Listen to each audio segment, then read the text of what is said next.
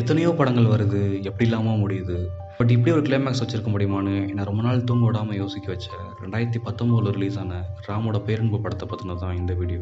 ஒரு சமூகத்தினாலையும் சொந்தக்காரங்களாலையும் புறக்கணிக்கப்படுற, இல்லைனா வெறுத்து ஒதுக்கப்படுற, மன வளர்ச்சி கம்மியான மம்முட்டியோட மகள் தன்னோட மகள் இப்படி பிறந்துட்டனால தான் வெளிநாட்டுக்கு வேலைக்கு போன தன்னோட கணவன் அடிக்கடி வர்றதே இல்லையோன்னு கொஞ்சம் வருஷங்களுக்கு அப்புறம் தன்னோட மகளையும் கணவனையும் விட்டுட்டு கிளம்புற மம்முட்டியோட மனைவி கடைசியில் எதுவுமே வேண்டாம், தான் பொண்ணுக்கு ஒரு அமைதியான வாழ்க்கையை கொடுத்தா போதும்னு சம்பாதிச்ச மொத்த காசையும் போட்டு ஒரு அழகான இடத்துல தனியாக ஒரு வீட்டை வாங்கிட்டு தன்னோட மகளோட அவர் வாழ்க்கையை தொடங்கும் போது அடுத்தடுத்து அவங்க வாழ்க்கையில் நடக்கிற சம்பவங்கள், சதிகள், தன்னோட மகளை சந்தோஷமாக வச்சுக்க போராடுற அப்பா, எல்லாரும் வெறுத்து ஒதுக்கும் போது அந்த பொண்ணு மேலே அதிகமான அன்பு வச்சிருக்க திருநங்கை, அவங்களோட வாழ்க்கைன்னு கதை நமக்கு காட்டுற காட்சிகளும் கதாபாத்திரங்களும் ரொம்பவே புதுசாகவும் ஆழமாகவும் இருக்கும்.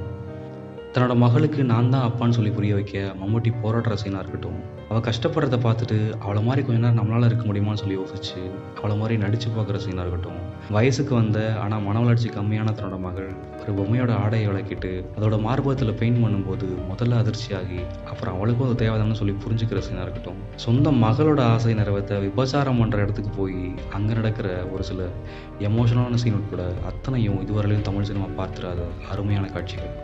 எல்லாத்தையும் தாண்டி தம் மேலையும் தன்னோட பொண்ணு மேலையும் அதிகமான அன்பு வச்சிருக்கக்கூடிய அந்த திருநங்கை பெண்ணை மம்முட்டி கல்யாணம் பண்ணிட்டு என்னோட மனைவி மீரான்னு சொல்லி படத்தை முடிப்பாங்க பாருங்க. அந்த ஒரு கிளைமேக்ஸில் தான் பேரன்புன்ற அந்த டைட்டிலுக்கான முழு அர்த்தத்தையும் நான் புரிஞ்சுக்கிட்டேன்.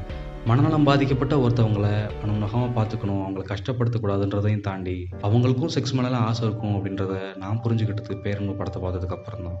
ஸோ மொத்தத்தில் பேரன்பு அப்படின்றது வந்து ஆண் பெண் அப்படின்ற பாலினங்கள் இதுதான் சரி, இதெல்லாம் தப்புன்ற சமூக கட்டமைப்புகள் எல்லாத்தையும் கடந்தது தானே இல்லையா?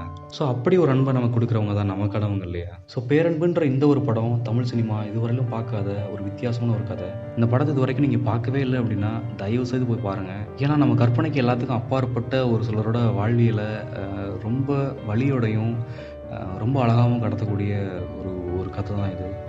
ஸோ தயவு செய்து மிஸ் பண்ணாமல் பாருங்கள். ஒரு டிஃப்ரெண்டான ஒரு ஃபீலை கண்டிப்பாக அந்த படம்